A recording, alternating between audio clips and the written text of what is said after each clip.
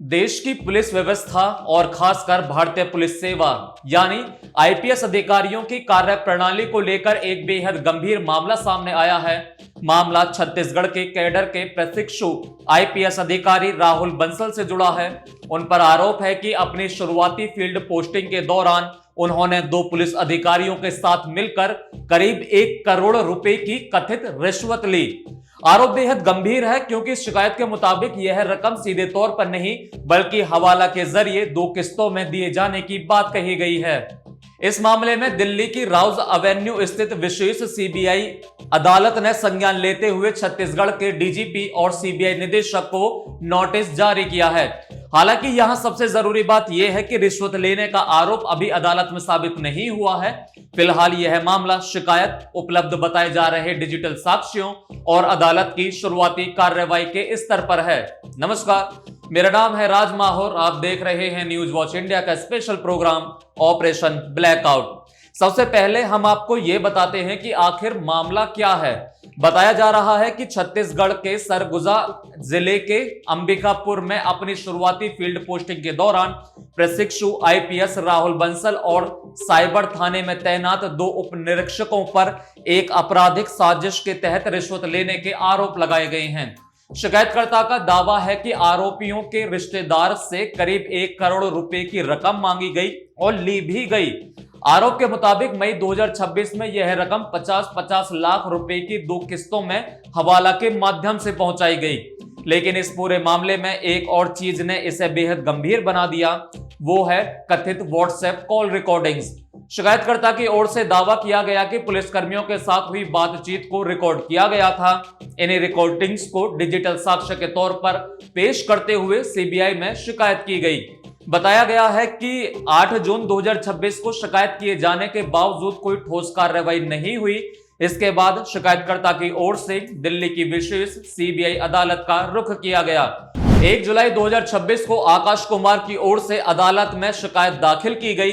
इस मामले की पैरवी अधिवक्ता मनमीत सिंह ने की। मामले की गंभीरता को देखते हुए विशेष न्यायाधीश सुधांशु कौशिक की अदालत ने छत्तीसगढ़ के पुलिस महानिदेशक और सीबीआई निदेशक को नोटिस जारी किया है। अदालत ने छत्तीसगढ़ डीजीपी से पूरे मामले की तथ्यात्मक रिपोर्ट मांगी है। वहीं सीबीआई से अब तक की गई कार्रवाई का विवरण देने को कहा गया है। यानी अदालत ने फिलहाल यह नहीं कहा है कि लगाए गए आरोप सही साबित हो चुके हैं।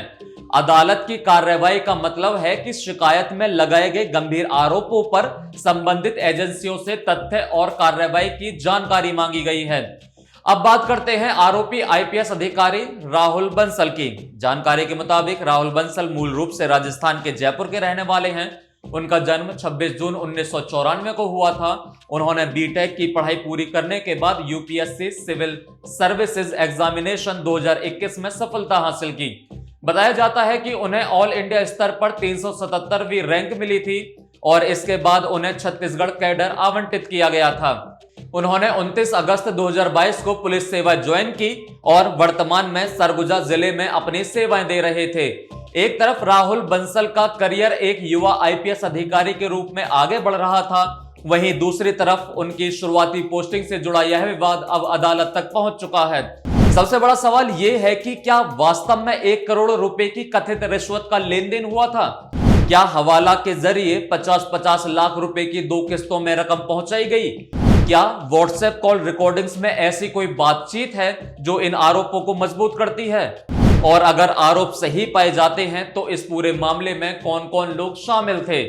फिलहाल इन सवालों के जवाब जांच के बाद ही सामने आ सकेंगे। मीडिया रिपोर्ट्स के मुताबिक जब इस मामले को लेकर सरगुजा पुलिस के अधिकारियों से संपर्क किया गया तो सरगुजा के एसपी राजेश अग्रवाल ने कहा कि मामला रेंज थाने से जुड़ा है और इस संबंध में आईजी बेहतर जानकारी दे सकते हैं। वहीं आईजी दीपक झा और आरोपी आईपीएस अधिकारी राहुल बंसल से संपर्क करने की कोशिश किए जाने की बात भी सामने आई, लेकिन उनकी ओर से फोन कॉल का जवाब नहीं दिया गया। अब इस पूरे मामले में अदालत के नोटिस के बाद जांच की दिशा क्या होती है, इस पर सभी की नजरें होंगी, क्योंकि मामला सिर्फ एक अधिकारी पर लगे कथित रिश्वत के आरोपों तक सीमित नहीं है। यह सवाल भी उठता है कि अगर किसी पुलिस अधिकारी पर इतनी बड़ी रकम लेने का आरोप लग जाता है तो उसकी शिकायत पर समय रहते कार्रवाई क्यों नहीं हुई? दूसरा सवाल डिजिटल सबूतों को लेकर है। अगर व्हाट्सएप कॉल रिकॉर्डिंग्स और अन्य दस्तावेज जांच एजेंसियों के सामने रखे गए हैं तो उनकी फॉरेंसिक जांच से क्या सामने आता है। और तीसरा सवाल पुलिस महकमे की जवाबदेही का है। एक प्रशिक्षु आईपीएस अधिकारी से जुड़ा मामला होने के कारण इसकी संवेदनशीलता और बढ़ जाती है। पुलिस सेवा में अधिकारियों से कानून का पालन कराने के साथ साथ खुद उच्च स्तर पर पारदर्शिता और जवाबदेही की अपेक्षा की जाती है। लेकिन फिर दोहराना जरूरी है कि अभी यह मामला आरोपों और शिकायत के स्तर पर है। किसी भी व्यक्ति को तब तक दोषी नहीं माना जा सकता जब तक जांच और न्यायिक प्रक्रिया में आरोप साबित ना हो जाए। अब सीबीआई और छत्तीसगढ़ पुलिस से मिलने वाली रिपोर्ट इस मामले में महत्वपूर्ण हो सकती है। अदालत के निर्देश के बाद जांच एजेंसियों की कार्रवाई और तथ्यात्मक रिपोर्ट से यह स्पष्ट होने की उम्मीद है कि शिकायत में लगाए गए आरोपों में कितनी सच्चाई है। क्या 1 करोड़ रुपए की कथित रिश्वत का कोई प्रमाण सामने आता है? क्या हवाला लेन देन की पुष्टि होती है? क्या व्हाट्सएप रिकॉर्डिंग वास्तव में मामले से जुड़ी है या फिर जांच में आरोपों की कोई दूसरी तस्वीर सामने आएगी?